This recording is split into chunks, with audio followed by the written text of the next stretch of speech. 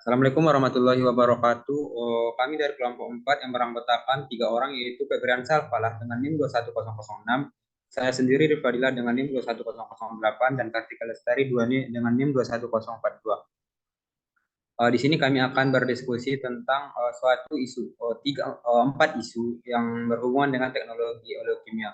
Di mana pada berita pertama itu, menurut sumber berita kompas.com 28 April 2012, di mana PT Bakri Sumatera Plantation ini salah satu perusahaan perkebunan kelapa sawit yang terintegrasi dengan luas 120.000 hektar, di mana PT ini terletak di dua tempat, yaitu di Kuala Tanjung dan Tanjung Morawa, Kabupaten Deli Serdang. Menurut kalian, ini termasuk apa aja yang diproduksi dari pabrik pabrik ini? Kalau Kartika?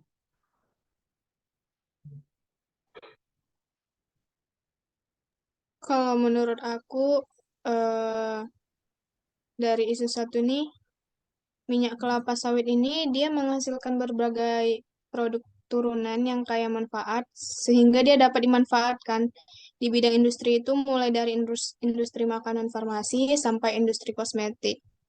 Bahkan limbah sawit ini pun masih dapat dimanfaatkan untuk industri mebel, oleokimia, hingga pakan ternak.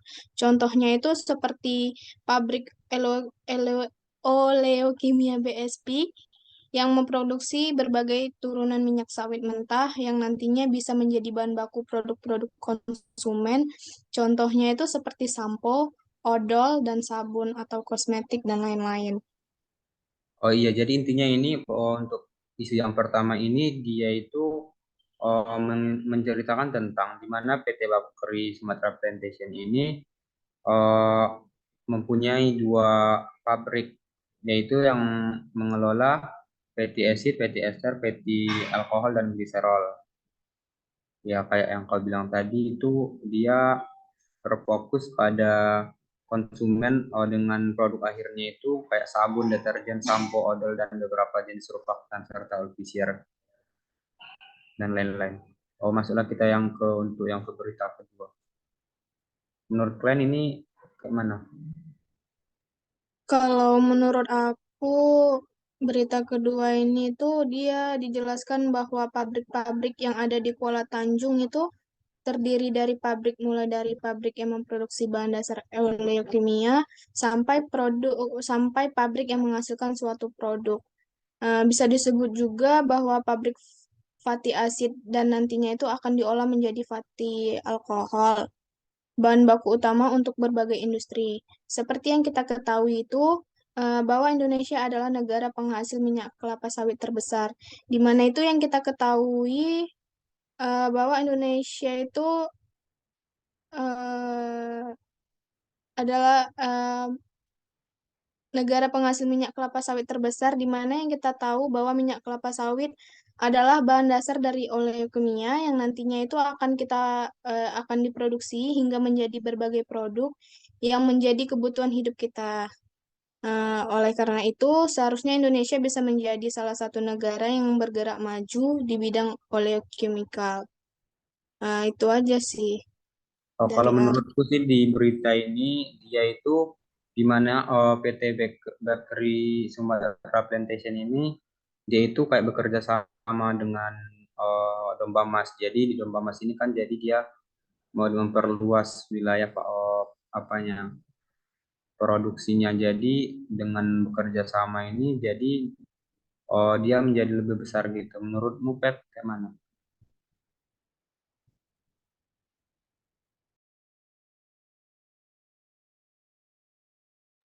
Oh iya, jadi untuk PT Batu Sumatera ini ya, menurut saya pribadi, untuk kan bisa dibilang itu mengoperasikan dua pabrik di Kuala Tanjung dan Tanjung Merawa. Berarti kan dia eh, punya pabrik di dua lokasi berbeda gitu kan. Ada pabrik fatty alkohol dan fatty acid dan sebagainya. Ini bisa dibilang eh, ada lagi 6 perusahaan milik Domba Mas. Bisa disebutkan di layar juga.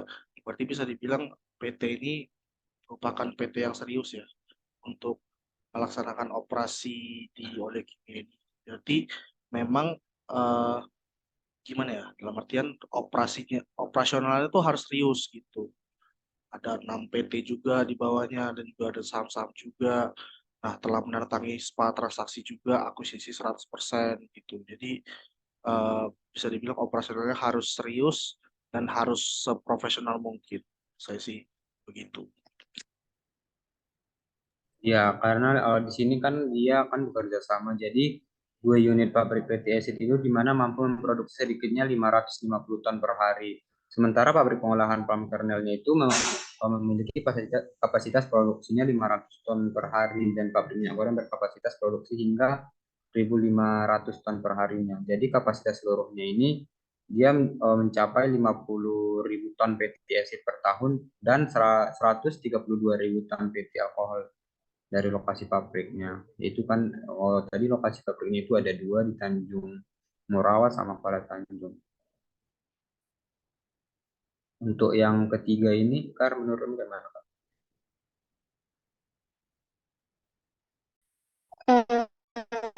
Berita ketiga ini dia PT Dow itu kan. Dia asalnya itu dari Amerika Serikat. Mulai masuk ke Indonesia itu tahun 1973, di mana Dow ini pun juga memiliki 3 lini bisnis, yaitu bahan kimia untuk agrosciences atau bahan kimia untuk agribisnis dan coating materials, eh, dan pengelolaan air. Nah, kalau menurutku ini kan dia bukan mengolah oleokimia aja, dia juga kayak mengolah aner juga. Dan Do ini kan salah satu juga dia produsen besar dari plastik termasuk polistirena, poliuretan, polioetilen, polipropilen, dan karet sintesis. Jadi perusahaan ini juga akan merupakan produsen besar etilen oksida, di mana berbagai macamnya itu kayak yang tadi. Jadi dia ini memproduksi bahan kimia pertanian gitu. Jadi banyak dia memproduksi bahan-bahan dari kimia gitu. Untuk berita yang keempat ini, menurutmu Pep kayak mana? Nah, kalau menurut saya pribadi ya, eh, kan bisa dilihat di layarnya. Merupakan produsen bahan baku bagi industri yaitu CPO eh, terbesar di dunia, tapi masih kalah dibandingkan negara tetangga yaitu Malaysia. Jadi bisa dibilang bahwa eh, kita bisa lihat usahanya kali ya. Kayak eh, faktanya bahwa kita ini terbesar, tapi masih kalah sama negara tetangga. Berarti kan bisa dibilang ini salah satu pendapat saya dalam artian usahanya tuh harus diperbesar lagi gitu. Dengan fakta bahwa kita tuh negara eh, dengan CPO terbesar di dunia tapi masih kalah dengan negara tetangga, berarti kita harus memanfaatkan pengetahuan, memanfaatkan teknologi, memanfaatkan ilmu-ilmu yang lain yang itu tuh bisa diinovasikan jadi apapun gitu, nggak harus produknya, bisa jadi metodenya. Kalau kita bisa sesimpel kita bisa nemuin katalis yang bisa mempercepat 100 kali lipat dari industri kimia. Nah, itu kan bisa jadi teknologi yang bagus gitu di pabrik ini gitu. Berarti bisa dibilang bahwa semua harus berperan dan nggak harus produk doang. Bisa jadi produk, metode, dan alat mungkin, spesifikasi alat, kita bisa bikin alat sendiri mungkin, dan sebagainya. Gitu pendapat saya. Kalau pendapat lain kira-kira gimana? Pendapatku juga kayak gitu karena kan kita kan jauh juga tertinggal dari Malaysia di mana kita hanya menguasai sekitar 12% permintaan elektronikal di dunia. Sedangkan Malaysia itu udah 18,6%. Jadi menurutku kita tertinggal karena bukan karena sumber daya alam tetapi sumber daya manusianya. Jadi eh, kita belajar di teknik kimia ini saya kayak dia kayak teguran juga bagi kita kayak penyemangat juga nanti biar kita bisa menyaingi dari produk elektronikal dari Malaysia tersebut dari negara tetangga. Jadi kita kayak didorong juga untuk berusaha agar kita bisa melampaui dari produk elektronikal dari Malaysia. Dan menurut saya ini kan di Indonesia ini industri oleokimia berbasis sawit di Indonesia ini kan sangat-sangat luas lah. Jadi dengan dari sawit aja kita bisa mengolah berbagai macam produk. Misalnya jadi oleokimia ini dari sawit ini kita bisa mengolah banyak produk leukemia, biodiesel, oleh pangan ataupun biodiesel tadi. Terus dari oleochemical ini juga kita bisa menurunkan ada gliserin, asam lemak, alkohol lemak, dan dari gliserin juga bisa dibuat kosmetik, produk farmasi, bahan peledak. Asam lemak juga bisa dibuat deterjen, sabun, lilin, produk perawatan, dan lain-lain. Begitu juga dengan alkohol lemak. Kalau menurut Kar? Kalau menurutku kan di sini kan mungkin kita bertanya-tanya ya, kenapa Malaysia lebih berkembang di Indonesia di industri elokimia dibandingkan dengan Indonesia. Itu karena strategi pengembangan industri oleokimia yang ada di Indonesia hanya ditekankan sebagai industri primer yaitu CPO untuk diekspor sebagai sumber devisa migas berbeda dengan Malaysia yang mengembangkan industri oleokimianya menjadi suatu produk atau bahan dengan nilai jual yang lebih tinggi. Kalau menurut saya itu Indonesia harus bisa mengubah strategi pemasarannya. Jadi itu Indonesia harus mengolah CPO menjadi produk setengah jadi maupun produk jadi karena Indonesia ini dipandang kurang menjanjikan dengan industri oleokimia dibandingkan dengan beberapa negara yaitu Malaysia, Filipina, Cina, dan India.